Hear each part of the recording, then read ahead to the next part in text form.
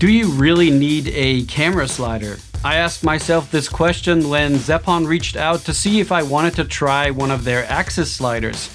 And perhaps you're wondering the same thing, so let's find out. I recently shot a music video / live session for a singer-songwriter named Hesselman, and I'll leave a link to the full music video down below once it comes out on his channel. But I figured this would be the perfect opportunity to test if a slider is actually a filmmaking tool worth having. So in this video, we'll take a look at the shots I got using the slider.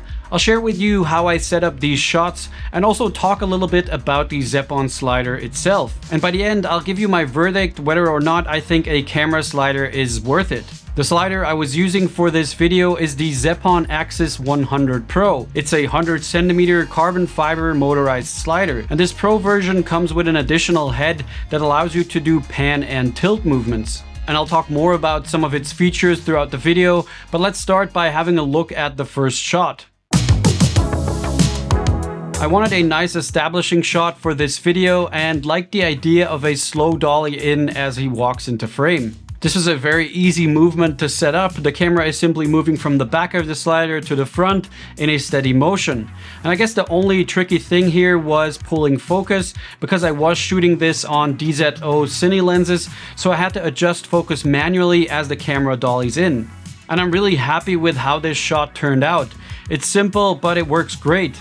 A slider is also the perfect tool for these types of shots because it allows you to get a perfectly smooth forward motion. There's no way that you would be able to do this with, let's say, a gimbal. A few things to note here: I made sure to have these chairs in the front as foreground elements. They not only help to frame things up a bit more, but having something in the foreground actually accentuates that slow movement of the camera.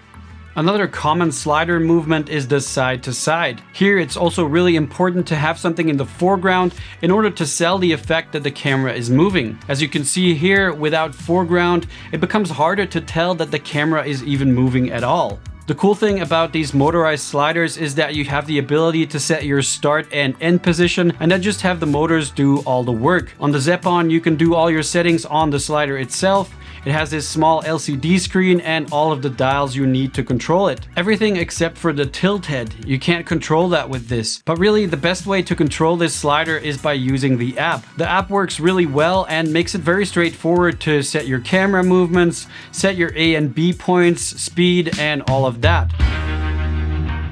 The next camera movement is probably my favorite to do on a slider, and that is the parallax. It's basically a side-to-side movement combined with a pan in the opposite direction that the camera is sliding towards. That creates a nice looking shot where the background and the foreground are moving while the subject stays in the same spot in the frame. This is another great example where a slider will get really nice and smooth parallax shots, and where with something like a gimbal it would be much more difficult to keep your subject in exactly the same spot in the frame. And like with most of these slider shots, foreground is super important.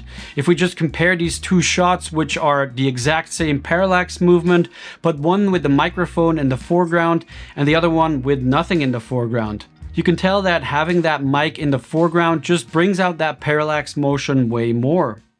Now, as you can see here, for some shots I had the Zeapon slider set up on 2 light stands, which works great, and it's definitely the most stable, but it is a bit less flexible for setting up different shots. So for a few other shots, I decided to set up the slider on my tripod. The Zeapon Axis slider comes with these support arms that actually make it possible to set it up on a single tripod. And that allows you to get it in some pretty interesting angles fairly easily. Now, a fair warning, it does really depend on how stable your tripod is, and in some cases you might not be able to travel the entire distance of this 100cm slider. And that's simply because of the weight shifting as the camera travels to the far ends of the rail. The support arms definitely help, and so do things like spreading out your tripod legs far enough and using something like a sandbag to weigh it down. It also has these small feet that flip out, so you can of course set it up on any other flat surface in case you don't have a tripod or stands. This setup on the tripod, however, came in really handy for setting up the next shot, which was an up-down tilt movement. Here the camera is going up and down the slider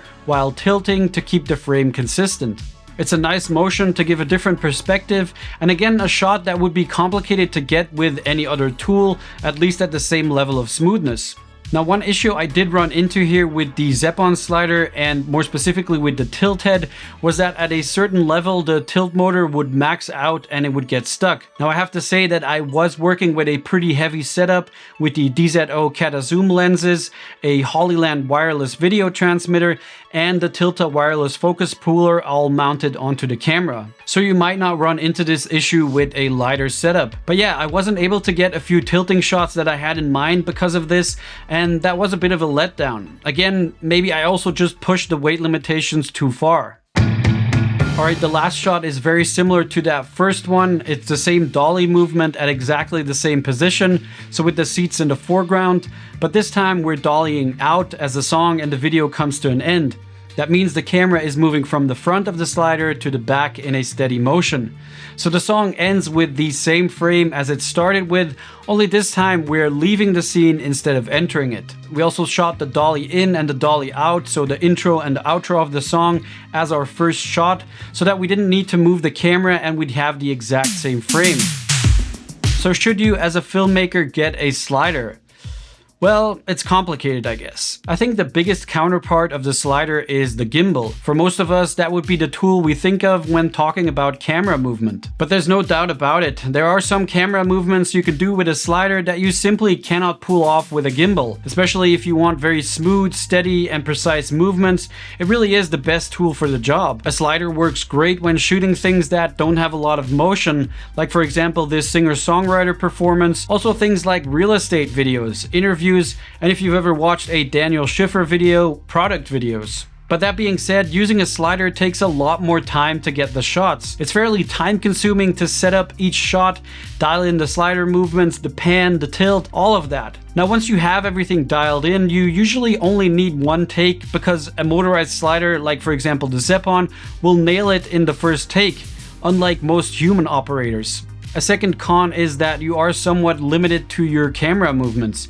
So in certain cases where you need more flexibility, a slider might not be the best choice. But in other cases, if you need that professional, commercial looking precision, I would say there is no better tool than the slider. And if you are in the market for a slider, I would actually recommend this one from Zeapon. It definitely has a few quirks like I've mentioned in the video, but overall the pros outweigh the cons. And compared to some other brands, it's equally capable for less money. It functions with NPF style batteries, it's made out of carbon fiber, and it's very easy to set up and use. I've used other sliders that cost a lot more and are just a total pain to use. If you are interested in purchasing the Zeapon slider, I'll leave a few links down in the video description. And let me know in the comments what your thoughts or experiences are with using camera sliders. Are they a yes or a no? Alright, that's it for this one. Thanks a lot for watching and I'll see you in the next one. Bye!